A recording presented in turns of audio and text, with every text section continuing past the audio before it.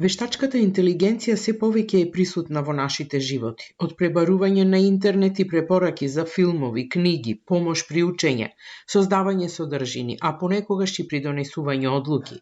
Една од најпопуларните алатки на вештачката интелигенција е ChatGPT, виртуелен асистент кој секогаш е тука за нас. Пишува, преведува, пресметува, анализира. Но како всушност функционира овој виртуелен ум?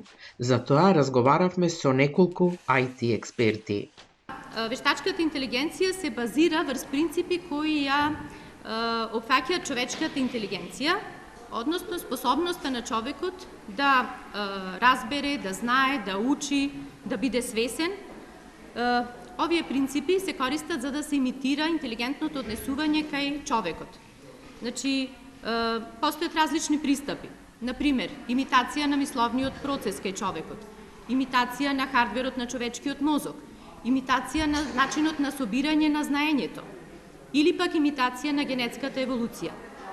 Сите тие пристапи може да креираат, односно создаваат некаков софтвер или комбинација на софтвер и хардвер, кој што во суштина представува интелигентен систем кој содржи некој алгоритам на вештачка интелигенција.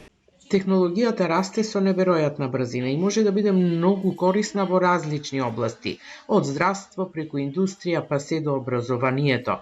Но важно е да разбереме кој и како ја користи вештачката интелигенција. Сметам дека комбинацијата на добро образовани индивидуи со LLM модел е прилично моќна алатка и од етичка гледна точка, значи зборувам за позитивни страни, затоа што многу природно и добро е да имаме еден тутор кој секогаш ќе ни биде достапен за нешто што не знаеме да ни каже, меѓутоа уште поважно за многу работи што сме ги виделе, меѓутоа не се сеќаваме точно како биле, да ни покажи ево како да се користат.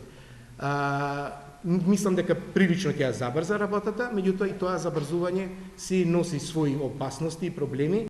Но не е се така едноставно. Иако оваа технологија има големи потенцијали, постојат и ризици.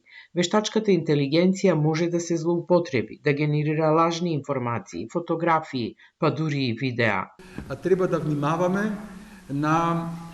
и да не се верува, да се прави разлика помеѓу да оценуваме што може да биде имагинација или фантазија на генеративните алатки за вештачка интелигенција, секако и да се препознаваат и слики и видеа кои што се едитирани, односно редувани или пак целосно генерирани со помош на алатки за генеративна вештачка интелигенција. Да се внимава премногу на длабоките лаги или невистини кои што може да бидат генерирани со генеративна вештачка интелигенција.